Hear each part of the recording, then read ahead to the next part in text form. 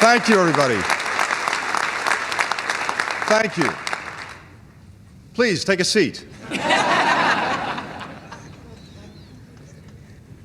To John Bass, I will be forever indebted for your partnership, for your leadership, for your friendship. No finer Foreign Service officer in this generation than John Bass.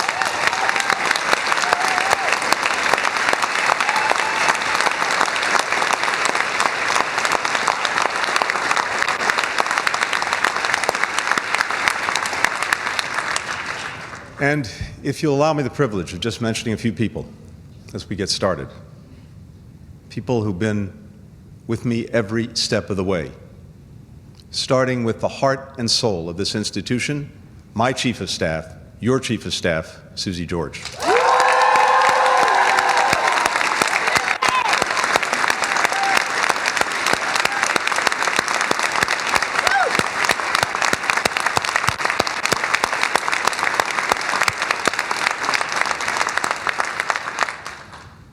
Tom Sullivan, my extraordinary policy partner, every step of the way these last 4 years.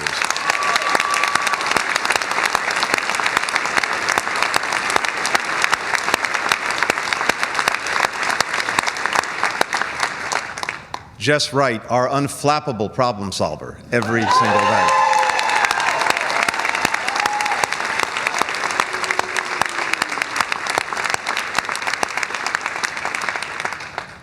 To two extraordinary leaders, our Deputy Secretaries, Kurt Campbell, Rich Verma.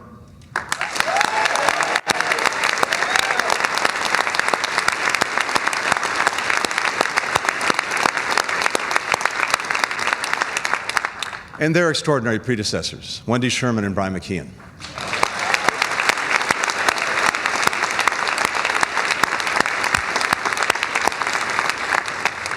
To our remarkable undersecretaries and assistant secretaries and all the leadership of this department.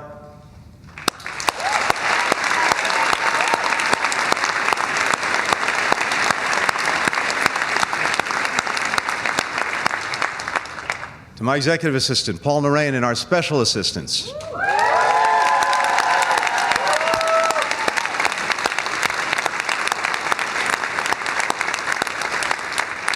To Juliet, to Tina, to all the OMS who have kept us going every single day.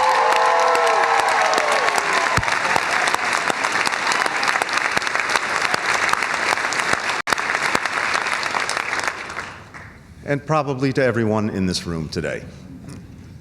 32 years ago, I walked through those C Street doors.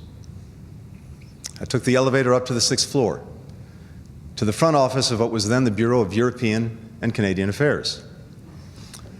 I walked into my new office. Its previous occupant had been a very large safe. There was barely room for a desk. Those of us who are old enough to remember, one of those huge wank computers. And as I like to say, over 32 years, I moved up one flight from the 6th floor to the 7th floor and got some windows, so not bad. The Cold War was over.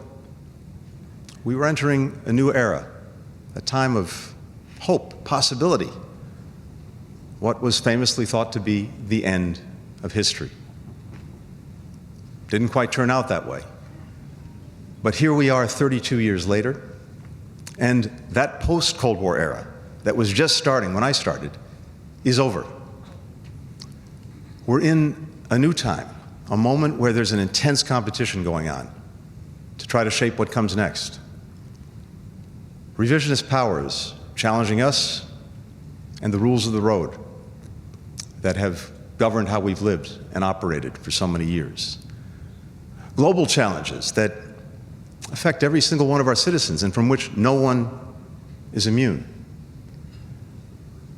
We have new actors who, whether they're a corporation, an NGO, a group of individuals, all now super empowered by technology and by information.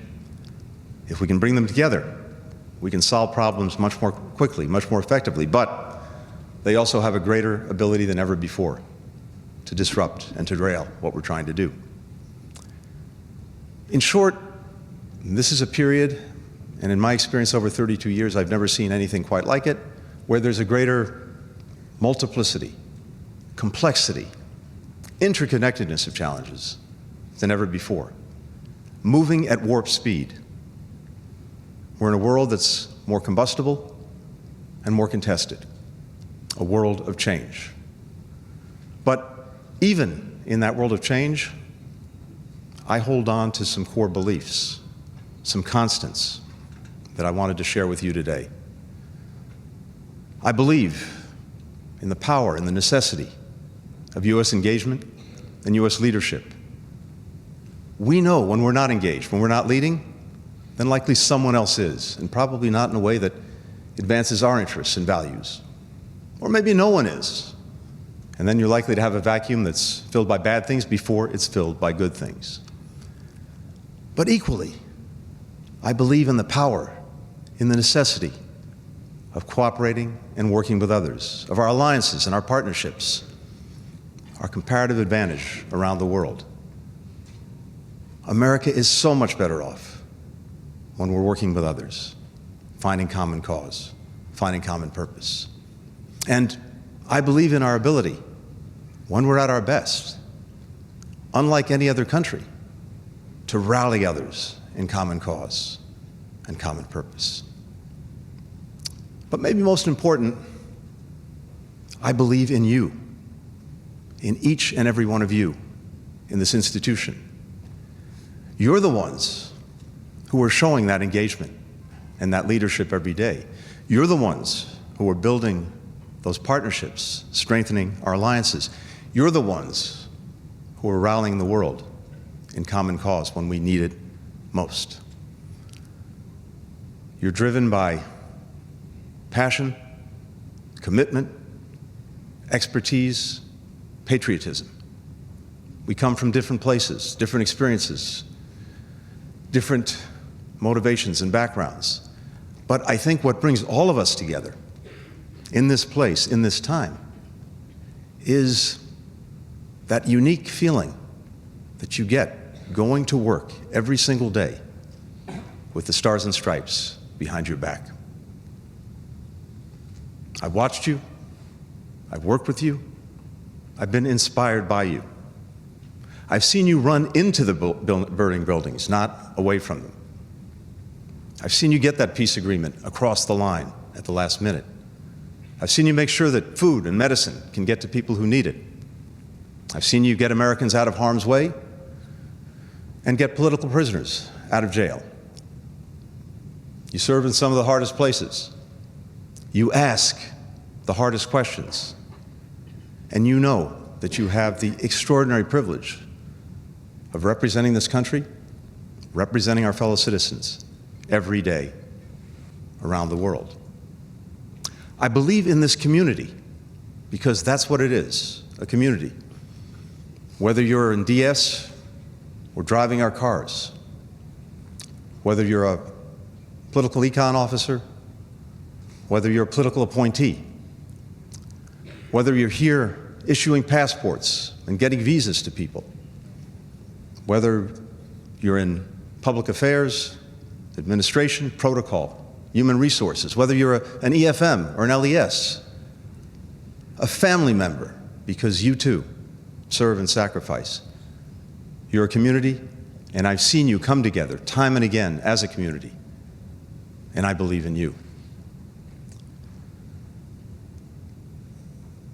As I look out at this incredible group, and some of you have heard me say this before, I often think of my favorite movie, one that back in the day, if you were turning the channels of the TV, you couldn't avoid around Christmas time. It's a Wonderful Life. And for those of you too young to really know the movie or remember the movie, simply put, at the start, the character, George Bailey, is thinking of taking his life because he thinks he's been a failure. He thinks he's let down his town, his community, his family. And then an angel taps him on the shoulder and shows him through the course of the movie what life would have been like in Bedford Falls for his family, for his community, for his town. And we see the difference that George Bailey made every single day. You are the Georgette Baileys of our time. Without you in the picture, this world, our country, would look so much different. With you in the picture, both are so much better.